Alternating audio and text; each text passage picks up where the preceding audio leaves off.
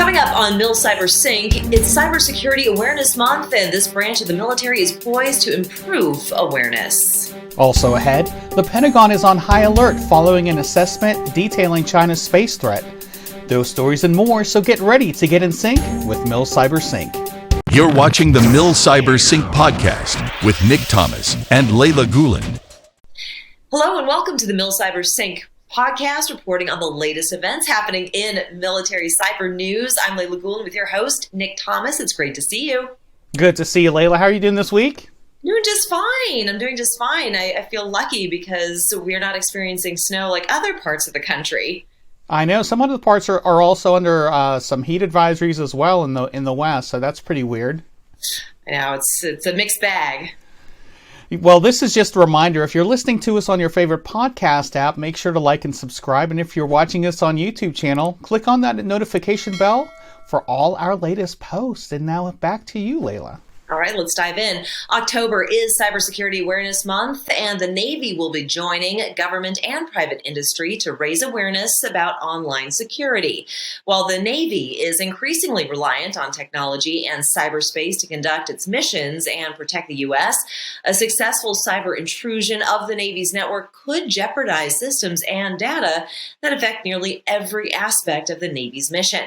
Unlike traditional combat, a cyber attack has the ability to reach multiple areas of destruction in very little time due to the nature of communication systems. In its 19th year, the campaign has grown globally since its inception, reaching consumers, small and medium-sized businesses, corporations, and families in over 75 countries and territories. Every day across the Department of Defense Information Network, there are 48 million emails processed, 175 billion cybersecurity events, 420 million marketing and phishing attacks, and 1.5 billion malicious cyber attacks blocked. Nick. Wow, that's a lot of numbers. Well, a recent panel of experts suggests Army cyber forces must quickly and continually adapt to keep up with ever-evolving threats. Challenges range from high-end sophisticated threats to misinformation and disinformation. The expert weighed in at the Association of the U.S. Army's annual meeting and exposition. They say the stronger the U.S. can be at cyber resilience and contesting mis- and disinformation, the stronger that deterrent effect will be. However, a critical challenge facing the Army cyber forces is the speed of exploitation. They say the military must improve the operation, maintenance, security, and defense of the Department of Defense Information Network. Layla? The Army is launching a new billion-dollar contract to support it moving its systems to the cloud. It's called the Enterprise Application Migration and Modernization Contract and is set to start in the second or third quarter of this fiscal year. This effort aims at reducing costs and to save money. The CIO's office will be spearheading the effort with the help of the Army's Enterprise Cloud Management Agency. The EAMM is another step to help the service move toward its goals outlined in its new cloud plan. The updated plan includes the implementation of zero trust architecture, a security framework that assumes a network is always at risk of being exposed to threats and requires all users to be authenticated and authorized. Nick. The Army is creating a Zero Trust Program Office aimed at gaining better insight over its various efforts. The Zero Trust architecture will essentially assume networks are already compromised and requires organizations to validate users, devices, and data continuously. Service officials say that realizing a true Zero Trust architecture will be key for achieving the Pentagon's new data-driven way of war, Joint All-Domain Command and Control. This effort aims to prioritize better investment in associated technologies, as its principles are a critical way it will be able to ensure these systems are secure. The Army is poised to be taking a sharper focus on cybersecurity in the next year or so, while the Pentagon and the Defense Department plan to move to a zero-trust architecture within the next 5 years. Layla?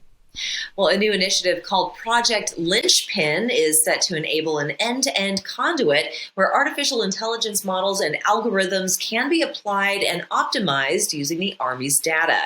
That officials say the unit's entire approach to it is tailored to serve the unique requirements of the intel community. Army leaders recognize that future warfare will require the U.S. military to harness its increasing heaps of data.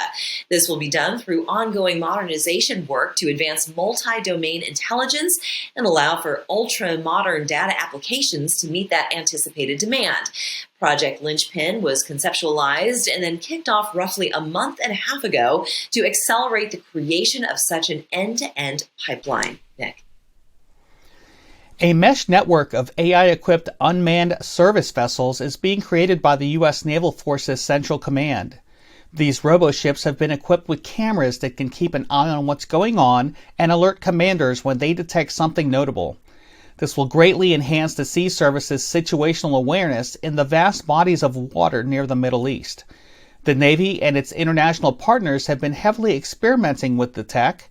The Sea Service established Task Force 59 last year to help advance these capabilities. However, the Navy wants to better protect the vessel's communications from being disrupted, hence the mesh network component. Data collected by U.S. can be stored on the cloud, where it can be assessed at the Robotics Operations Center in Bahrain. The Navy can then combine that information with other sources to get a clearer picture of what's going on. The Navy is keen on positioning unmanned sensors equipped with AI throughout the maritime theater. Layla? Thanks, Nick. Well, before we go to break, if you're listening to us on your favorite podcast app, make sure to like and subscribe. And if you're watching on YouTube, click on that notification bell for our latest posts related to everything military, cyber, and cybersecurity. Also, if you'd like to donate to the MCPA, it's easy with Amazon Smile. If you click on the link below, you can start shopping, and a portion of your purchase goes to MCPA at no extra cost to you. Plus, we're proud to take part in the world's largest and most successful annual workplace charity, the Combined Federal Campaign. Our CFC code is 10386, and we appreciate your support. We sure do. When we come back, a new report highlighting the need for threat analysts to better combat China's cyber operations. We'll have that story and more after the break. Now, please enjoy this message from one of our sponsors. Today's network and security monitoring solutions are vulnerable to overload situations that lead to decreased visibility and undetected intrusions.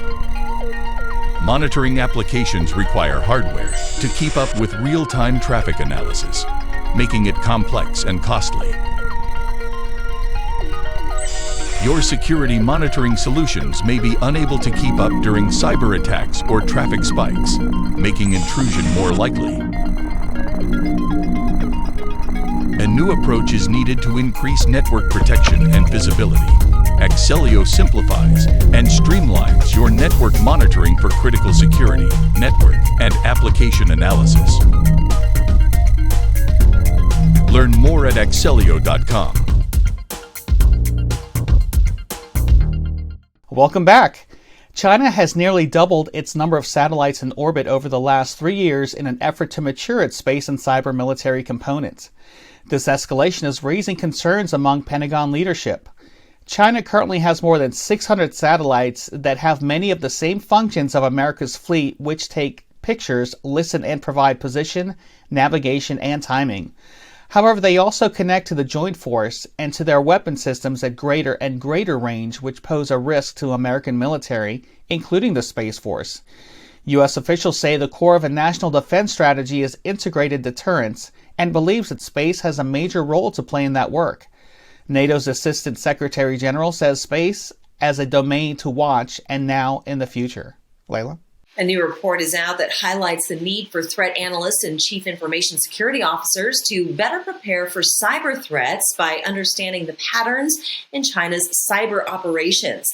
The report analyzed more than a dozen Chinese-sponsored cyber attacks over the past decade to help identify how, when, and why the People's Republic of China employs its cyber capabilities. Booz Allen Hamilton found that the PRC primarily uses cyber attacks to advance its so-called core interests, which the report defined as security, sovereignty, and development.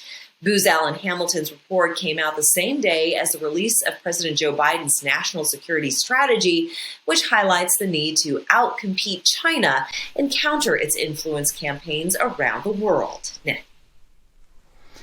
Well, Operation Cyber Dragon has successfully concluded. More than 100 reserve sailors were tapped by Fleet Cyber Command to execute this critical mission at a time when there is a real-world threat of cyber attacks. This operation also established a new workflow for future missions where the depth and experience of reserve sailors could be utilized. Cyber Dragon was conducted in 2 phases this year, the first in early spring and the second phase during the summer. Officials say tapping the depth in the numbers and experience of reserve sailors during this mission is an ideal way to continually bolster the Navy's networks and ensure the force is war-fighting ready. Layla? The Joint Task Force Global Network Operations Command has officially been deactivated. A casing of the colors ceremony was held this week in Arlington at the Defense Information System Agency after spending the better part of the past decade defending the DoD's computer networks. JTF Computer Network Defense was created in 1998 under the U.S. Space Command and was the product of 12 years of initiatives and foresight to develop the best ways to operate on the cyber battlefield. Air Force General Kevin Chilton presided over the ceremony, and although the ceremony marked the end of the task force tenure, its mission continues. The task force's operations and personnel now fall under U.S. Cyber Command at Fort Meade, Maryland. Nick. Mona Harrington has just been named Assistant Director of CISA's National Risk Management Center. The center works as a bridge between the agency and the private sector. Its mission is focused on fostering collaboration with industry to keep privately owned critical infrastructure across the U.S. safe from attack. Before joining the agency, Harrington was Executive Director and Chief Information and Security Officer of the U.S. Election Assistance Commission. In that role, she worked closely with CISA on election security and led work to support election officials responding to the COVID-19 pandemic.